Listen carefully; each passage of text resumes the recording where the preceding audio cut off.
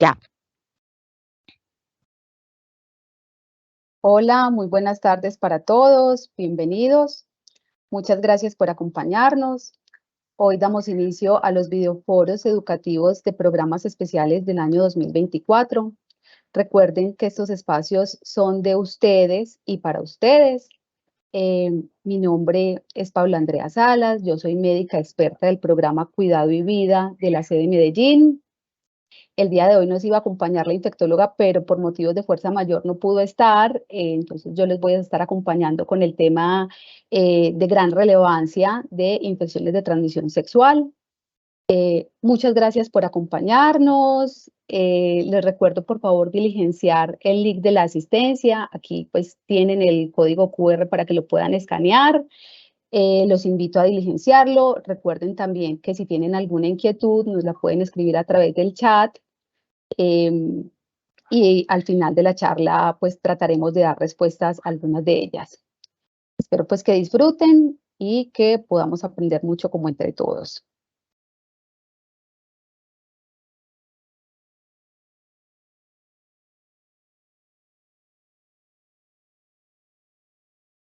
Bueno, recordar que las infecciones de transmisión sexual constituyen un problema de salud pública a nivel global. Dentro de nuestra consulta sabemos pues que es bastante frecuente. Se transmiten de una persona a otra durante las relaciones sexuales cuando no utilizamos protección. Y estas relaciones sexuales pues pueden ser vaginales, anales e incluso orales. Y también tener en cuenta que en algunas actividades donde se comparten juguetes sexuales, pues también podemos tener riesgo de transmisión. Muchas de estas infecciones de transmisión sexual pasan desapercibidas, sobre todo al principio. Por eso es muy importante pues como realizar el tamizaje cuando tenemos algún factor de riesgo. Tener en cuenta además que la mayoría de estas infecciones pues tienen cura, tenemos tratamiento y que también se pueden prevenir de forma sencilla, como veremos más adelante, pero que si no las detectamos oportunamente y si no las tratamos adecuadamente, pues podrán tener como consecuencias importantes a futuro, que es lo que queremos prevenir. Se estima que cada día más de 1 millón de personas adquieren una infección de transmisión sexual. Y cada año se producen 357 millones de casos nuevos de enfermedades de transmisión sexual curables, entre las que incluimos la gonorrea, que también conocemos pues, como gonococo, la clamidia, la sífilis y la tricomoniasis. Y estos casos son más comunes en la población en edades entre los 15 y los 49 años. A finales del siglo XV tuvo lugar uno de los hitos más importantes en la historia de las infecciones de transmisión sexual, que fue la aparición de la sífilis. Tras la batalla de Fornovo en 1495 aparecieron unos casos y en 1497 se extienden por toda Europa. Que la sífilis nos ha acompañado pues durante lo largo de la historia de la humanidad, pero recordemos que adicional a eso pues tenemos muchas otras infecciones de las cuales algunas de ellas hablaremos hoy. Tengamos en cuenta que tenemos infecciones como el herpes, que se describió en 1817, las tricomonas, se describieron en 1836, el chancro blando en 1852, el granuloma ulceroso inguinal en 1882, y de más reciente como aparición o descripción, otras ITS como el linfogranuloma venéreo, la clamidia trachomatis, el micoplasma, el hemófilos y la garnerela y la hepatitis B y C. ¿Cuáles son los factores de riesgo para adquirir una infección de transmisión sexual? Primero, tenemos que tener en cuenta sin duda alguno que tener relaciones sexuales sin protección es un factor de riesgo pues muy importante para adquirir este tipo de infecciones. Eh, Además, pues tener múltiples compañeros sexuales o incluso vemos casos pues de personas que tienen una pareja pues única, pero esa pareja puede tener a su vez varias parejas sexuales, entonces eso nos coloca en riesgo. A más edad, pues a inicio más temprano de nuestra vida sexual, también es un factor de riesgo para adquirir infecciones de transmisión sexual. Y como les comentamos durante las consultas pues a nuestros pacientes, los temas como el alcoholismo y la drogadicción, que a veces incluso pueden ser en momentos pues como de fiesta, pues en otros espacios, a veces también nos predisponen precisamente porque cuando estamos como bajo el efecto de este tipo de sustancias, recordemos que no nos comportamos igual, no tenemos las mismas precauciones o cuidados que tendríamos normalmente cuando no estamos pues bajo este tipo de sustancias, entonces este tipo de consumos pues nos hacen también más vulnerables a adquirir infecciones de transmisión sexual. En las infecciones de transmisión sexual se han determinado más de 20 agentes causales, podemos encontrar bacterias, virus y parásitos.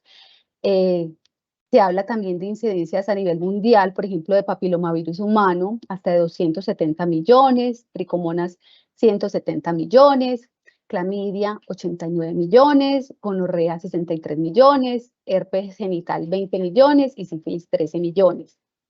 Y lo podemos clasificar según los síntomas. Algunas infecciones producen en las mujeres vaginitis, eh, como serían, por ejemplo, las infecciones por cándidas o tricomonas, otras como vaginosis bacteriana también en las mujeres, cervicitis también en mujeres, que las causas más comunes son la infección por gonococo o lo que también conocemos como gonorrea y la clamidia. Algunas otras infecciones generan úlceras como heriditas, como ampollitas que después se ulceran en los genitales. Entre esas encontramos la sífilis, el herpes tipo 1 y tipo 2, el chancro blando. Y en otros casos también podemos encontrar síntomas como la uretritis, que es esas descargas o secreciones purulentas que salen normalmente pues como por la uretra, tanto de hombres como mujeres. En las mujeres esa uretritis se traduce en algo que se llama la enfermedad pélvica inflamatoria, que también es pues por causa, en muchos casos, de transmisión sexual, en hombres uretritis, por ejemplo, por gonococo, lo que conocemos también como gonorrea, y recordemos también pues las condilomas o verrugas pues genitales causadas por papilomavirus humano también, como síntomas de las infecciones. Las manifestaciones clínicas son supremamente variadas. Como dijimos al inicio de la charla, en algunos casos son completamente asintomáticos. Esto es muy relevante o muy frecuente, sobre todo en el caso de la sífilis. La sífilis es la gran simuladora, puede dar muchísimo tipo de manifestaciones o a veces no dar ninguna manifestación y solamente lo podemos encontrar pues por los exámenes de laboratorio.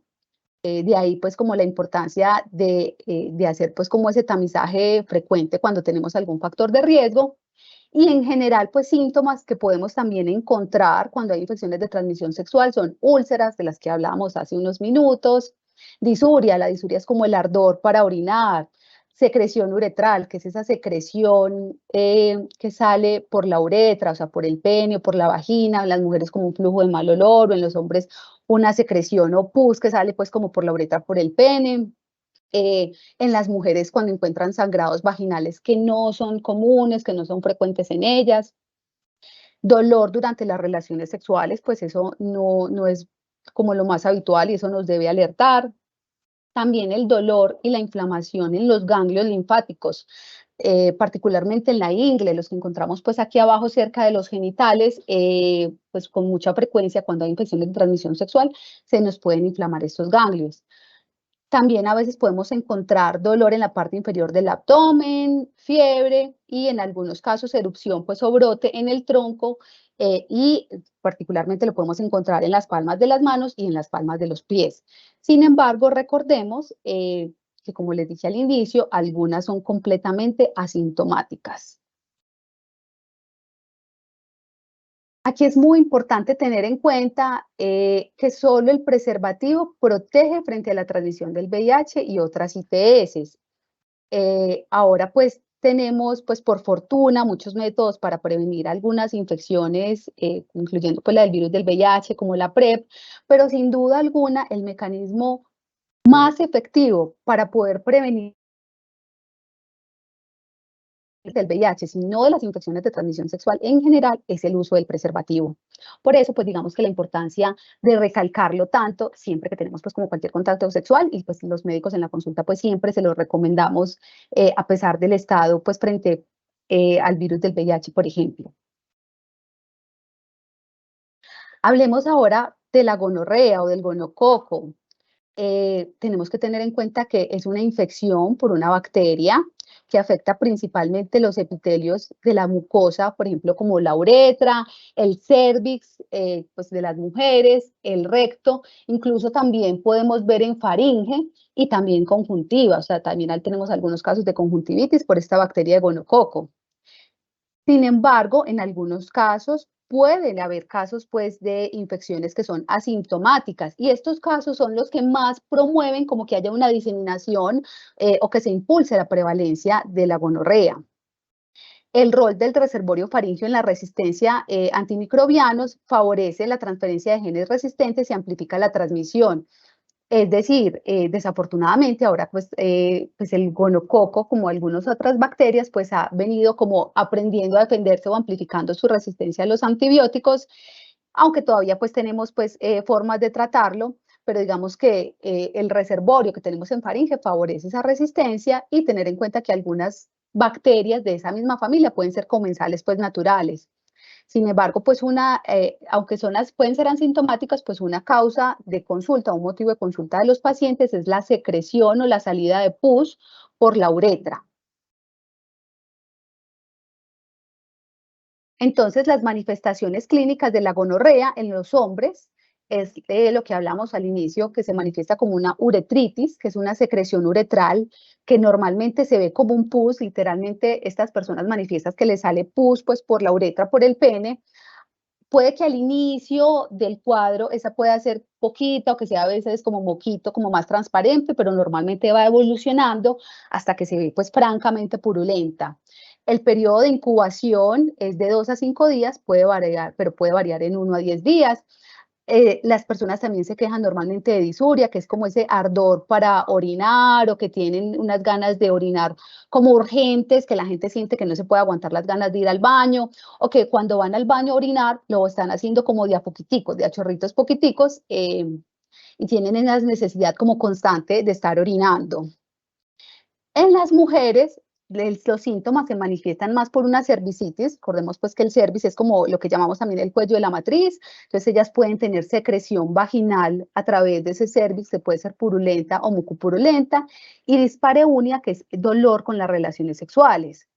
También podría haber uretritis manifestada sobre todo como ardor para orinar o esa necesidad imperiosa de ir a orinar por la poliacuria, que es eso que hablamos de orinar de a poquitico. Esta es también muy parecida como a los hombres. También puede haber manifestaciones del gonococo a nivel anorrectal.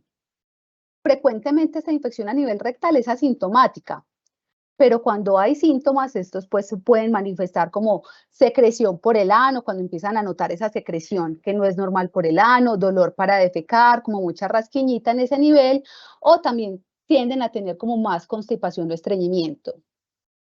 También, como les conté al principio, pues puede haber manifestaciones oculares de los ojitos, que llamamos una conjuntivitis, que se ve muy purulenta, y en esos casos puede haber alteración visual o incluso se puede ulcerar la córnea, que es como aquí en el ojito, va a aparecer úlceras, pues que son bastante dolorosas y bastante molestas y nos afectan pues como la visión.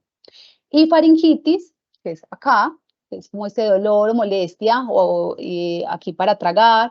Sin embargo, cuando el gonococo se nos instala aquí en la faringe, muchas de las veces es asintomáticas, pero en algunos casos puede cursar como con algunos síntomas atípicos. Estos síntomas que les acabo de comentar, digamos que son los más frecuentemente pues, que encontramos cuando hay infección por gonococo, que suelen ser casos no complicados. Sin embargo, en algunos otros casos, pues esa infección por el gonococo puede ser más complicada aún. Entonces, en los hombres puede producir orquitis o epididimitis, que son estas alteraciones a nivel de los testículos, y ellos suelen tener pues un fuerte dolor, empiezan a sentir tumefacto pues, o como duro, indurado la zona de los testículos, también pueden notar que la zona de los testículos se pone como coloradita, puede haber prostatitis y pues menos frecuentemente pues el edema del pene. Y en las mujeres se puede manifestar como algo que llamamos una enfermedad inflamatoria pélvica, que produce la secreción por la vagina, el dolor con las relaciones sexuales, sangrado entre la menstruación y también sangrado después de las relaciones sexuales. Entonces son síntomas que nos tienen que alertar. Ay, discúlpenme acá. La infección gonocócica diseminada, que digamos que estos son como los casos mucho más graves, por fortuna son poco frecuentes. Puede haber fiebre y signos que llamamos de toxicidad sistémica. Cuando hablamos de toxicidad queremos decir que la persona se ve bastante enferma y comprometida. Puede acompañarse de dermatitis, es decir, pueden haber lesiones en la piel hasta en el 75% de los casos cuando tenemos esta infección gonocócica diseminada. Recordemos que estamos hablando de esto, que ya habíamos hablado de las otras manifestaciones. Estas manifestaciones en la piel en la infección gonocócica diseminada pueden ser máculas, que son como manchitas, o pápulas, que son, no sé, como bolitas, pústulas, que es como si tuvieran pus. Muchas veces se ven con contenido pues como hemorrágico, como si tuvieran sangre, o se ven pues como ampollas, o a veces lesiones necróticas, que es que la piel pierde como toda la vascularización, como toda la irrigación de sangre, entonces esa zona va perdiendo vitalidad y se ve como negrita esa lesión en la piel. También puede haber manifestaciones en nuestras articulaciones, entonces podemos tener como dolores en las articulaciones, que también llaman coyunturas, que suelen ser distales.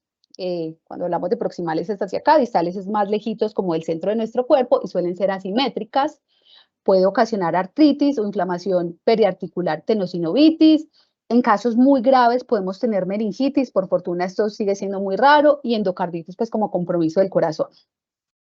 Y cuando hay infección gonocócica diseminada, más del 80% de las mujeres y del 10 al 15% de los hombres no tienen síntomas genitales.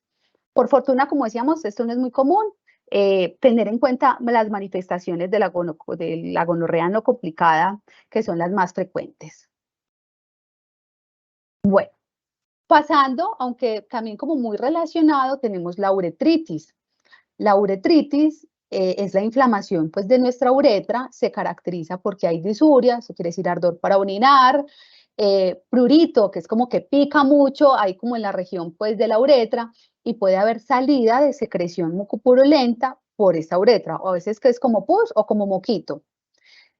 Estas uretritis, digamos que las causas más frecuentes las podemos dividir en no gonocóxicas y gonocóxicas. La gonorrea de la que hablábamos pues previamente es una causa pues bastante frecuente de uretritis. Sin embargo, no es la única. También cuando nos enfrentamos ante una persona que tiene estos síntomas, podemos estar pues ante un caso de infección por otras bacterias como Clamidia trachomatis, tricomonas vaginales y Mycoplasma genitalium. La uretritis gonocócica, como les conté, es la más frecuente. Nosotros, pues, en el laboratorio encontramos unas bacterias que nos las reportan como unos diplococos gram negativos intracelulares. Y con mucha frecuencia, cuando hay una uretritis gonocócica, encontramos también que está esa bacteria del gonococo y hay otra que se llama una Clamidia trachomatis, es decir, con frecuencia suelen coexistir. El periodo de incubación es después de que estamos como expuestos, el periodo de incubación es de 2 a 5 días. En mujeres puede ser incluso asintomático. ¿Cuáles son los factores de riesgo para la uretritis no gonocócica? Los que hablamos al inicio de los factores de riesgo para las infecciones de transmisión sexual. El sexo masculino es más afectado que las mujeres. Las edades entre 15 a 45 años suelen tener, pues, como están más frecuentemente afectadas, tener múltiples parejas sexuales, inicio temprano de las relaciones sexuales, pues también reportan bajo nivel socioeconómico, y en las mujeres el uso del dispositivo intrauterino, pues pareciera que también las expusiera a mayor riesgo. El diagnóstico, pues casi siempre nos basamos mucho en la clínica, es decir, cuando una persona consulta como por estos síntomas, uno ya está bastante orientado como hacia dónde va la cosa. Sin embargo, recordar que hasta el 10% de los casos pueden no tener síntomas. Cuando consultan, pues como por esta causa, les podemos ordenar unos exámenes como el hisopado uretral, que se toma como una muestrecita de esa secreción que sale por la uretra y la mandamos al laboratorio, y allá podemos ver las bacterias, podemos hacer cultivos u otros estudios llamados PCR en orina o hisopado. Normalmente cuando hacemos estos estudios, pues si encontramos estos diplococos de los que les hablaba ahora,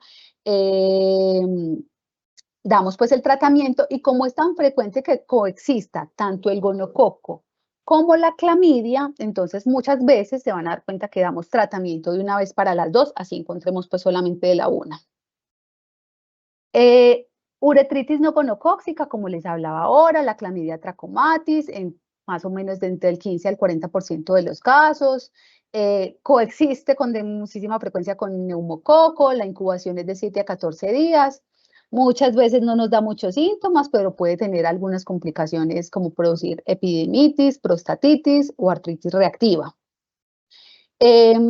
Otras causas u otros motivos pues, de infección para uretritis diferentes al gonococo, el micoplasma, el ureaplasma y las tricomonas vaginales. Todo esto normalmente lo podemos encontrar como por laboratorio. Sin embargo, que nos quede como el mensaje más frecuente que si bien hay muchas causas de uretritis infecciosa, las más comunes son el gonococo y la clamidia.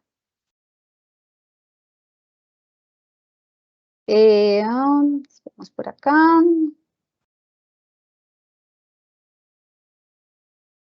Bueno, ya dejamos de un lado toda la parte de las uretritis, de toda esa secreción por la uretra o por la vagina, y ahora vamos a hablar de las úlceras, que también son bastante frecuentes. Es una manifestación muy frecuente. Podemos encontrar las ulceritas en diferentes tamaños, en algunos casos pueden ser indoloras, en otros casos son muy dolorosas y muy molestas, y también se pueden acompañar de adenopatías en la ingle. Las causas más comunes, el virus del herpes simple, que es bastante frecuente, tanto el herpes tipo 1 como el tipo 2, el treponema pallidum, que es pues como la sífilis, el Haemophilus ducreyi, que es el que nos produce el chancroide, y la clamidia trachomatis, que nos produce una infección que se llama linfogranuloma venéreo. ¿Cómo los diferenciamos? Pues normalmente, pues luego del motivo de consulta, el médico evalúa y de acuerdo a los síntomas, las características de las úlceras, a veces, pues, por ejemplo, en el caso del virus del herpes, digamos que la manifestación es como un poquito más clara y podemos dar tratamiento empírico. En otros casos nos apoyamos, pues, de estudios de laboratorio para poder dar con un mejor diagnóstico, poderles dar el tratamiento. Virus del papiloma humano. Que lo hemos escuchado tanto en los últimos años. Recordemos que el virus del papiloma humano es fácilmente transmisible. Tiene un periodo de incubación de 3 a 4 semanas, pero también puede ir de meses a años. En muchísimos casos puede ser asintomático. La mejor manera de protegernos contra el virus del papiloma humano es el uso del preservativo. También la circuncisión en los hombres disminuye el riesgo de infección por papilomavirus humano. Se han identificado más de 200 tipos distintos, pero digamos que nosotros los subdividimos en subtipos de bajo riesgo, que suelen producir lesiones que son más benignas, que suelen ser pues como condilomas o neoplasias de bajo grado, o sea que tienen menos riesgo de progresar a infecciones más malignas, pero desafortunadamente hay algunos tipos de alto riesgo que son unos que nos preocupan bastante porque pueden persistir en el tiempo y se pueden volver premalignas. Por eso es que nosotros pues tamizamos también con tanta frecuencia estas infecciones por papilomavirus humano y tratamos pues como de poderlas detectar incluso en estados asintomáticos o como cuando los síntomas son muy leves, tratando de evitar que se nos transformen en lesiones más malignas. La prueba de elección, pues casi siempre les hacemos pues como todos los estudios de citología, tanto en hombres como mujeres, y en algunos casos hacemos el ADN de papilomavirus humano pues cuando encontramos alguna alteración. ¿En qué momento iniciamos el tamizaje? Casi siempre al inicio de la vida sexual o pues después de que inicien la vida sexual, no más tarde de los 21 años. En las mujeres se hace entre los 21 y los 29 años citología vaginal cada año y después de los 30 a los 65 años, pues lo podemos hacer cada 3 años. Esas citologías incluimos una prueba de ADN y papilomavirus humano. Y si está negativo, lo podemos hacer cada 3 años. Las mujeres se tamizan durante toda la vida. Recordemos que siempre las vamos a tamizar pues con citología vaginal. Esto pues para la detección del cáncer de cervix. Y en los hombres hacemos tamizaje de cáncer anorrectal también con citología anal. Entonces, ¿qué nos dice la guía colombiana? Que se recomienda que las personas que tienen sexo anal o que tengan evidencia, pues ya sean hombres o mujeres, que tengan sexo anal o que haya evidencia de infección por papilomavirus humano en la región perianal, debemos realizar la tamización con citología anal para papilomavirus humano anigenital en la primera valoración que tenemos pues con estas personas y si esta está normal anualmente. Si una citología anal no sale alterada con cualquier tipo de alteración, incluso cuando nos sale una lesión indeterminada, se recomienda completar el estudio con anoscopia de alta resolución y en escenarios donde no esté disponible, pues realizar la genotipificación de papilomavirus humano. Así como nos lo recomienda la guía colombiana, lo hacemos dentro de nuestro programa. Las personas que tengan como esos factores de riesgo, les ordenamos la citología, si está normal, repetimos esa citología anal cada año y si está alterada, pues ya procedemos a hacer los estudios anoscópicos pues como correspondientes.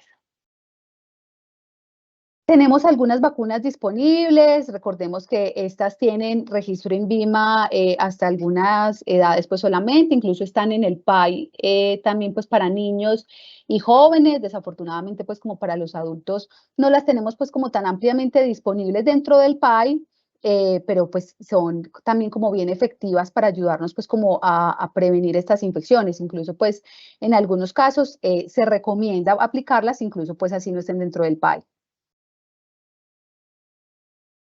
Ahora vamos a pasar a las hepatitis. Hay varios tipos de virus de hepatitis. Hablemos primero de la hepatitis A. Su principal vía de transmisión es fecal oral, es decir, por nuestra boca ingresan diferentes sustancias que pueden estar contaminadas con materia fecal que tienen ese virus.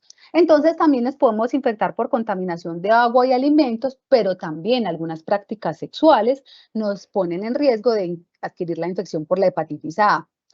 Es más frecuente que se adquiera la infección de la hepatitis A por medio de una práctica sexual en los hombres que tienen sexo con hombres.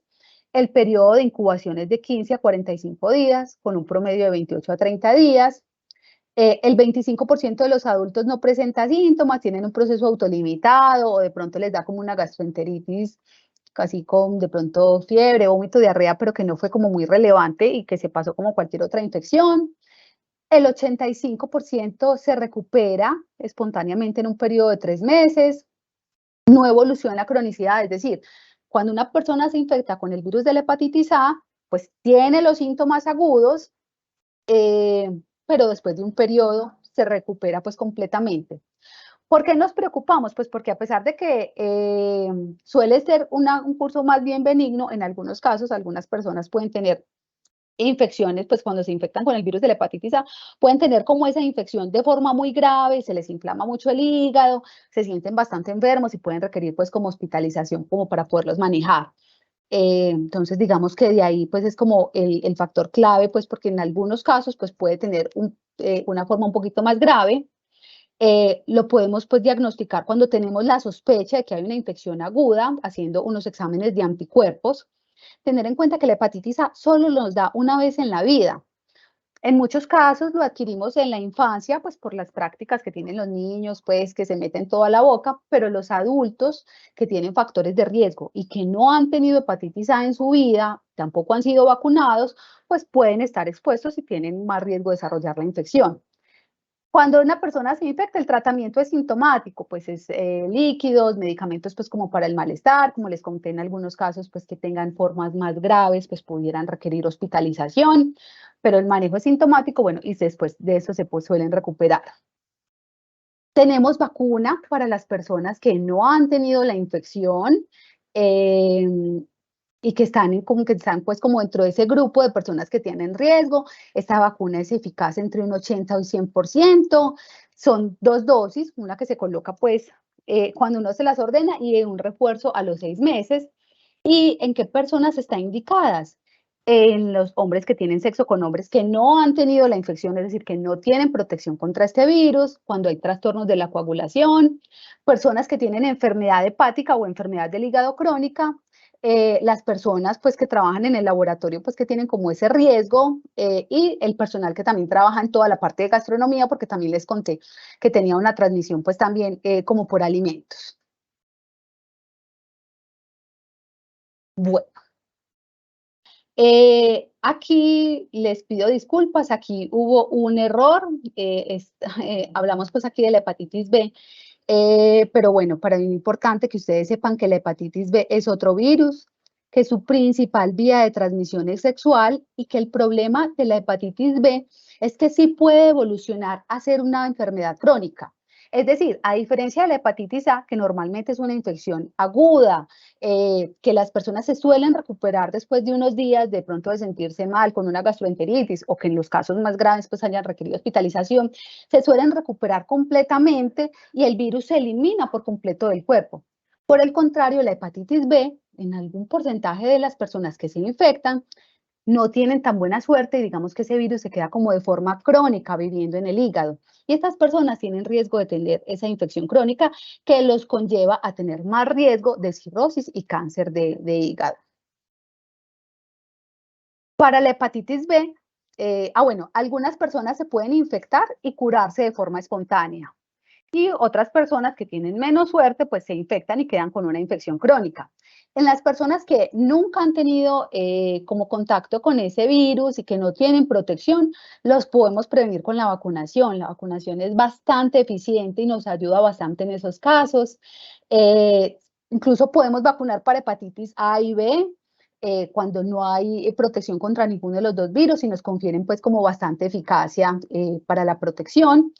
Y recordar pues que cuando ya una persona de pronto tiene la infección crónica por el virus de la hepatitis B, pues si bien digamos que en esos casos no tenemos una cura disponible, sí tenemos tratamiento. Entonces, para esos pacientes que se cronifican, los medicamentos que contienen un componente que se llama tenofovir, que de pronto han escuchado que se utiliza mucho para manejar la infección por VIH, es también efectivo contra el virus de la hepatitis B. Entonces, en los casos cuando ya hay infección crónica, pues podemos hacer uso de este tipo de medicamentos, que también es muy eficaz y hacemos pues como el seguimiento a lo largo del tiempo. Las vacunas, como le conté, hay algunas que se combinan con hepatitis A y en ese caso sería un esquema de 3 dosis, 0, 1 y 6 meses, o cuando es solamente vacuna de hepatitis B, pues ese esquema también es 0, 1 y 6 meses. Para hepatitis B tenemos una ventaja y es que, a diferencia de otras infecciones, podemos medir como la respuesta de las vacunas.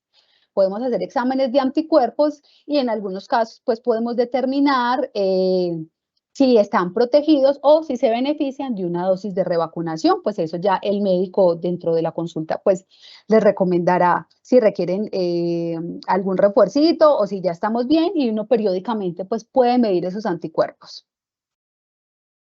Y la hepatitis C, que desafortunadamente hemos visto cómo ha aumentado la frecuencia en nuestro medio, eh, puede ocasionar una infección persistente. Es una enfermedad de lenta progresión. El riesgo es que en el 10 al 20% de las personas que se infectan puede producir cirrosis cuando no se trata, pero es una infección pues que digamos que nos pone en riesgo en el largo plazo. Es decir, cuando una persona se infecta con el virus de la hepatitis C y no recibe tratamiento, en un periodo de 20 hasta 30 años después de la infección pueden desarrollar cirrosis y cáncer de hígado. Y tienen más riesgo de descompensarse. ¿Qué ventaja tenemos? Que para la hepatitis C sí tenemos tratamientos que pueden ser curativos, por eso es muy importante que hagamos nuestros tamizajes. Bueno, y cuando ya hay una infección por este virus, pues ya el médico pues les podrá orientar pues para que puedan ingresar al programa y recibir el tratamiento. La principal forma de evitar este tipo de infección, como en todas las demás de las que hemos hablado, sin duda alguna, es el uso del preservativo. ¿Cómo hacemos el tamizaje? Pues hacemos pues como los anticuerpos y en caso de que estén positivos, pues hacemos los exámenes de carga viral. Hay algunas poblaciones en las que hacemos mucho énfasis en la tamización del virus de la hepatitis C, como son las personas que viven con VIH, los hombres que tienen sexo con hombres, los usuarios de drogas endovenosas también son una población pues como clave que tiene un alto riesgo de adquirir esta infección y en estos casos tamizamos anualmente con los anticuerpos y como les conté en caso de que sea positivo hacemos la carga viral. Eh, Cuando hay una infección, cuando una persona se infecta, puede desarrollar la forma aguda, que puede dar síntomas muy parecidos a los de la hepatitis B que hablamos ahora, es decir, y de la hepatitis A, la gente se pone muy enferma, se coloca amarillita, dolor abdominal, vómito, diarrea. Y en algunos casos, pues puede haber una resolución espontánea, o sea, que se curan solito después de 12 semanas de los síntomas. Sin embargo, la mayoría de los casos, pues van a requerir tratamiento, pero digamos que este tratamiento también tiene fines curativos y logramos como la respuesta, lo que llamamos respuesta viral sostenida, después de 12 años y hacemos cargas virales de control cada año para verificar pues que todo esté bien. Recordarles que el uso de los métodos de barrera, pues, particularmente el condón, en todos los actos sexuales, ya sea vaginal, anal, oral, y durante todo el acto sexual, de principio a fin, es de suma importancia para prevenir las infecciones de transmisión sexual. Cuando tenemos una infección de transmisión sexual, tenemos más riesgo de adquirir otras infecciones de transmisión sexual, incluyendo el VIH. Y el tratamiento contra una ITS que no sea el VIH no previene la propagación del VIH. Bueno, eso era todo lo que tenía para comentarles en la tarde de hoy. Les dejo aquí nuevamente el código de QR para que puedan calificar. Espero pues también que nos hayan participado pues como con la asistencia y estoy atenta si tienen alguna inquietud. Doc, ¿cómo está? Tengo Hola. varias preguntitas. Entonces Sí. empecemos con la primera. ¿La sífilis tiene cura? Sí, para la sífilis, por fortuna tenemos tratamientos que son bastante efectivos. Contamos pues como con la penicilina que sigue siendo como nuestro caballito de batalla, que sigue siendo bastante efectivo y en los casos donde se documenta que haya una real alergia a la penicilina, pues también contamos con otros tratamientos también intramusculares y orales pues para poderle dar manejo a los pacientes. Perfecto. Tenemos la segunda pregunta. Dice, ¿me puedo contagiar de infecciones de transmisión sexual si tengo relaciones sexuales orales? Sí, recordar que como hablábamos al inicio de la charla, por el sexo oral se transmiten muchas infecciones de transmisión sexual, incluyendo la sífilis y la gonorrea. Por eso recalcábamos tanto en las diapositivas anteriores que el uso del preservativo es de suma importancia durante todo el acto sexual, de principio a fin, y durante el sexo, ya sea vaginal, anal u oral. Perfecto. Bueno, tenemos la otra. Dice, ¿se contagian las infecciones de transmisión sexual por uso de baños públicos? No es tan frecuente. En realidad, hay solamente de papilomavirus humano, alguna vez escuchamos con algunos de los coloproctólogos, sin embargo, el riesgo es muy bajo. Sin duda alguna, las infecciones de transmisión sexual, como su nombre lo dice, son de transmisión sexual. Entonces, el riesgo siempre va a estar en nuestros contactos sexuales de cualquier tipo y debemos prevenirlos con el uso del preservativo. Entonces, las infecciones de transmisión sexual, como su nombre lo dice, son de transmisión sexual. Perfecto. ¿Las infecciones de transmisión sexual se pueden transmitir si voy al odontólogo? No, para nada. Como hablamos ahora, pues esto no es una vía pues de infección, la transmisión es solo sexual, bueno, o por sexo oral. Y bueno, recordar que en todas las atenciones en salud, todos los profesionales, de acuerdo al procedimiento que se esté haciendo, pues hablando no solamente de infecciones de transmisión sexual, sino de todo tipo de infecciones, todos los profesionales de la salud que van a hacer cualquier procedimiento médico, de acuerdo al procedimiento, toman todas las medidas de precaución necesarias para poder proteger la salud de esa persona a la que están atendiendo y también pues como la del profesional, porque pues, nos cuidamos todos.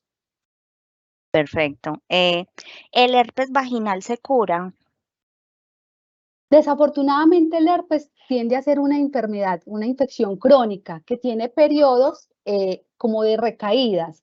Normalmente las personas empiezan a notar la aparición de esas ulceritas o esas heriditas en los genitales que son bastante molestas esos primeros días. Suelen ser, pues como tiene un periodo fijo, normalmente de una semanita más o menos, que los síntomas son muy molestos, incluso sin tratamiento puede desaparecer espontáneamente. ¿Cuál es el problema? Pues que después de un periodo de latencia, pues podemos tener recaídas, porque desafortunadamente los medicamentos que tenemos disponibles como el aciclovir, el valaciclovir, nos ayudan como a que se cure o se resuelva más rápido las lesioncitas que tenemos, pero no previenen que luego tengamos pues como recaídas. Perfecto. Doctora, ¿nos puede hablar sobre los beneficios de la vacuna del PVH, tanto para hombres como para mujeres? Miren, muchachos, la vacuna del papilomavirus humano, yo sé que es un tema bastante controvertido. Desafortunadamente, pues en el PAI, pues en el plan de vacunación, solamente la tenemos como para niños y adolescentes y solamente tiene registro INVIMA, creo que como hasta los 26 años. Después de eso, no tenemos pues como el registro INVIMA aún. Sin embargo, es bastante efectiva pues como para ayudar a prevenir esas infecciones por estos tipos de alto riesgo. Cada caso es particular, se debe hablar con el médico para que cada paciente evalúe si se beneficia de la vacuna, normalmente son 3 dosis. Muchas ocasiones pues le toca como al usuario pues de sus propios fondos, por lo que yo les contaba que no tenía registro INVIMA después de los 26 años, pero cada caso se debe analizar de forma particular para ver si te puedes beneficiar o no de aplicarte la vacuna de papilomavirus humano. Perfecto. Dice, buenas noches. ¿Me puedo infectar nuevamente por hepatitis C si ya me dieron un tratamiento? Sí, para la hepatitis C, por fortuna tenemos tratamientos curativos. ¿Qué pasa? Que esos tratamientos, si bien nos curan, no nos generan, pues no generamos como anticuerpos o protección para evitar una nueva infección. Entonces, si tengo conductas sexuales de riesgo, me puedo volver a infectar tiempo después, si no, pues se ha conocido casos de reinfecciones. Y recordar que desafortunadamente, en los últimos años hemos notado un aumento muy importante de las infecciones por hepatitis C en nuestra ciudad. Bueno, ¿la hepatitis C tiene cura? Sí, la hepatitis C tenemos tratamientos que buscan la curación, tenemos un medicamento que se da normalmente pues por 3 meses y lo que buscamos es lo que llamamos la respuesta viral sostenida, que es lograr esa indetectabilidad del virus y como esa erradicación y curación de la infección. Si estoy en embarazo, ¿qué riesgo corre mi bebé si tengo el papiloma diagnosticado? Sí, cada caso hay que evaluarlo con el ginecólogo. En muchas ocasiones, pues puede haber algunos riesgos a través del parto. Dependerá de la situación clínica de cada paciente, del estado pues en el que tenga la infección, del momento del embarazo en el que esté. Digamos que dentro del embarazo no habrá pues como ningún riesgo, pero habrá que evaluar pues con tu ginecólogo la vía pues del parto y cómo se hará pues ese tratamiento si hay papilomavirus genital. Me salió una verruga en la lengua. ¿Debo consultar? ¿Puede ser PVH? Sí, pues hay muchas lesiones, sin duda alguna habrá que hacer una evaluación pues médica, entonces lo ideal es poder pues como consultar para que te hagan una evaluación pues completa y ya el médico decidirá si se requiere algún estudio adicional o alguna evaluación por algún especialista pues adicional para poderle dar un mejor diagnóstico y tratamiento. ¿Hay algún tipo de ayuda psicológica para las personas involucradas en esta enfermedad? Dentro del programa, recuerden que contamos pues como con el apoyo pues de psicología, tenemos pues como los psicólogos disponibles. Si sientes que necesitas pues ayuda, consultar con tu médico del programa para que te pueda orientar y te pueda dirigir a la consulta de psicología. Claro que sí. Bueno, y esta es la última pregunta. Dice, escuché que la vacuna del PVH tenía unos efectos secundarios neurológicos graves. ¿Esto es un mito urbano? Sí, recordar que hace unos años tuvimos como todo este tema que se le dio mucha noticia, pues como de los efectos secundarios de la vacuna de papilomavirus humano, los cuales no pudieron ser demostrados. La vacuna del papilomavirus humano, pues está demostrado que es bastante segura y efectiva. A veces, como les comentaba ahora, tenemos la limitación, lo del registro INVIMA. pero si tu médico te recomienda, ya sea el médico del programa o el coloproctólogo, en algunos pacientes pues que están como en este manejo, les recomienda pues la vacuna, digamos que es una indicación pues bastante segura, puedes confiar pues como en tu médico y discutir con tu médico igual los riesgos y los beneficios que puedes tener, como con cualquier acto en salud. Listo, muchas gracias. No hay más preguntas por el momento. Bueno, yo les agradezco a todos por su participación, por acompañarnos. Espero que este espacio nos haya servido pues para aprender mucho. Los esperamos en nuestros próximos charlas y espero que tengan una feliz noche.